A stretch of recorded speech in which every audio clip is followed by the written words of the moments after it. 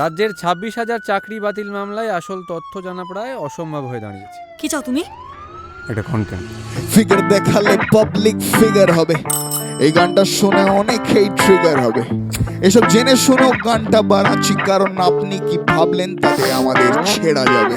Views পেতে মান সম্মানও বেঁচে দেবে, স্ক্রিপ্টে দম না থাকলে রিলে এসে নেচে দেবে।